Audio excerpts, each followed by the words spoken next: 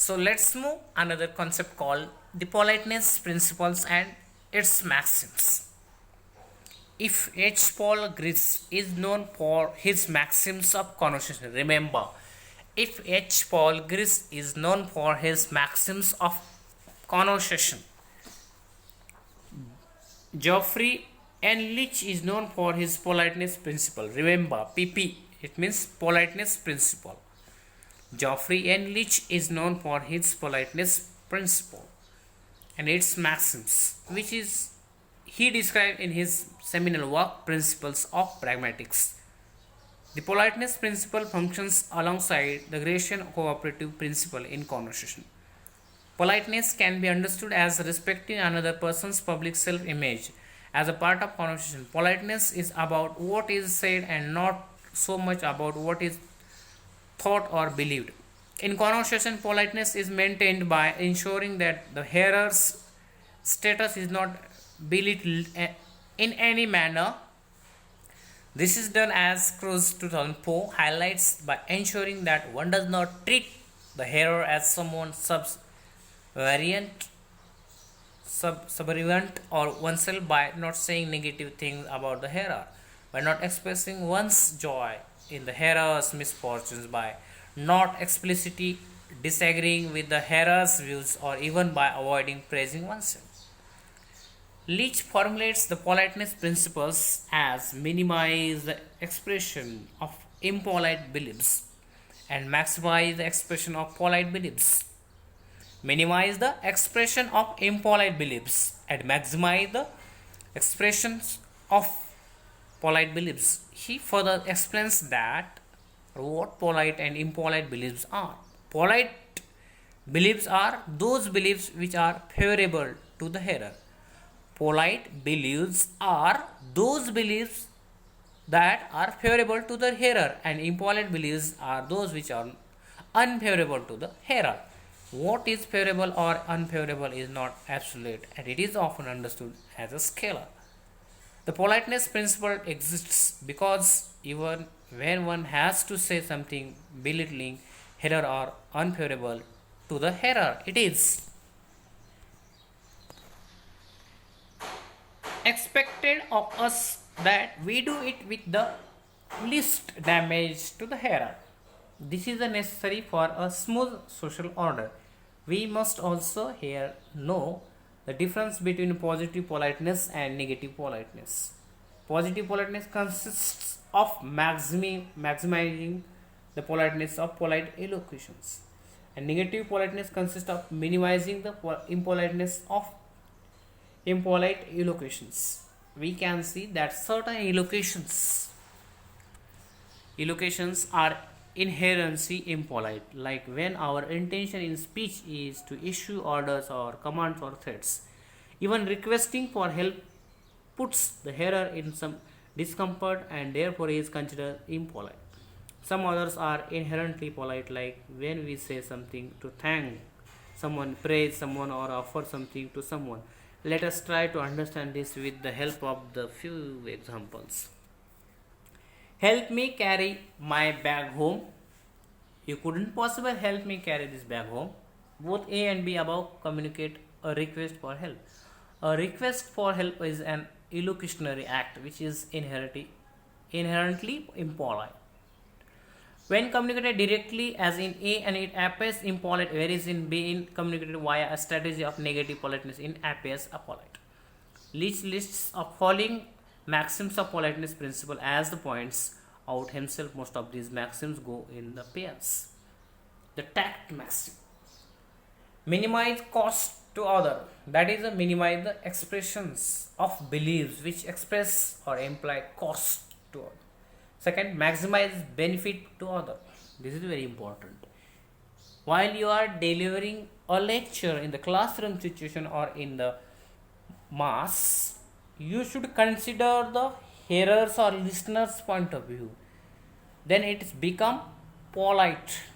Let's see.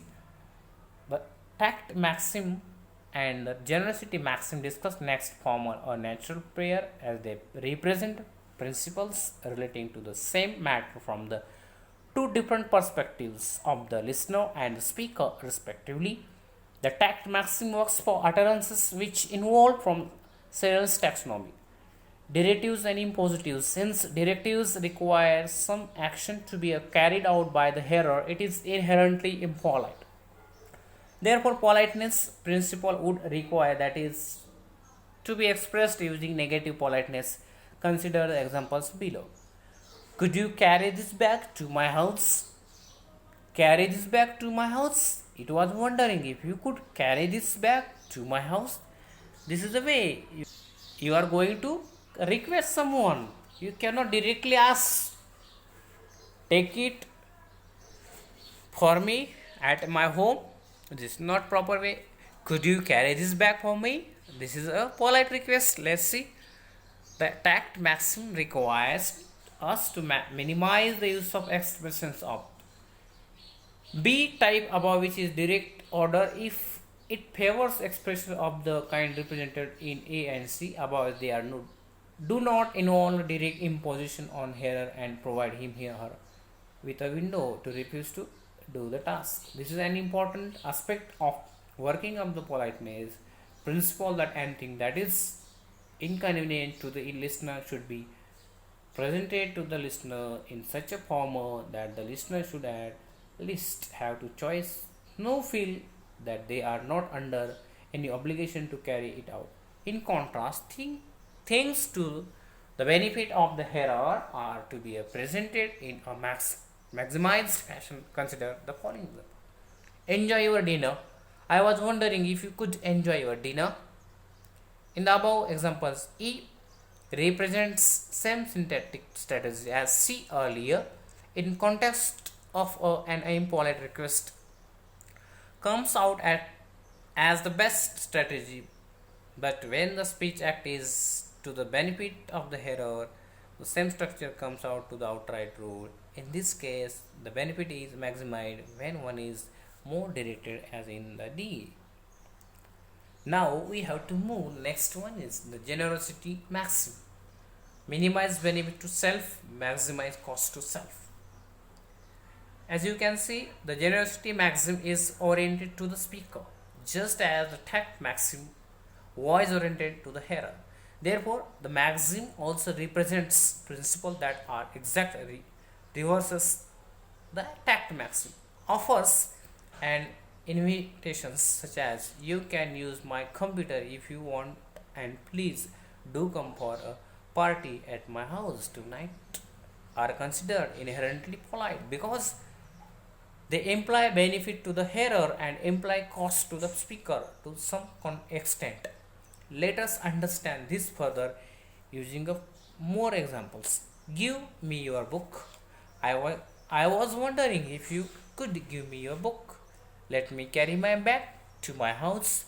I was wondering if I could carry my bag to my house. In the above example, A, B represent a situation that benefits the speaker as he gets the book from the listener, and C, D represent situation where the speaker has to do some work which counts as cost to the speaker. Of these four utterances in the A, B pair, B is considered more polite, and in C, D, C is considered more polite, and this is a predicted by our maxims as well. Since A, B represent a situation of benefit to the speaker, the utterance that minimize the benefit of the speaker counts being more polite, which is in the pair is utterance. This is because B employs in an indirect strategy and leaves some room for the listener to deny the request. In parallel manner, the use of indirect strategy D when the cost is to one side is interpreted as being impolite, as it looks like inviting someone else to share in speaker's burden.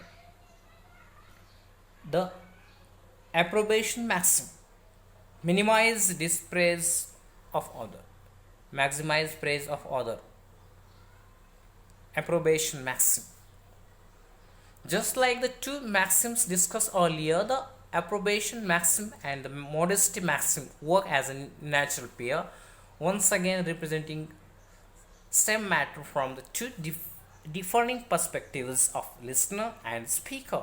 In the case of these two maxims, the issue pertains to expressing one's views regarding positive and negative oppositions or opinions about oneself as the speaker and about the listeners. As you can probably understand, the principles would require you that if you have to praise, when then praise your listeners more and yourself less, and if you have to criticize, then be mild or indirect to yourself listeners and be direct in criticizing yourself. Let us understand the maxim with help of a few examples. Do you like my new blue car? No, I don't like blue cars. Yes, though I personally prefer one ones in red color. Did you like my performance? Yes, thank you for that wonderful performance. We had a great time.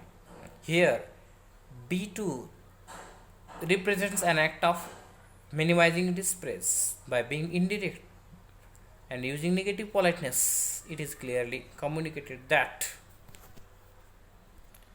listener does not like the car but minimize for potential dispraise by using strategy that keeps the utterance polite. On the other hand, D1, D2 represent a scenario of praise. By maximum praise, D2 comes out as more polite than the curt response represented by the D. That's all.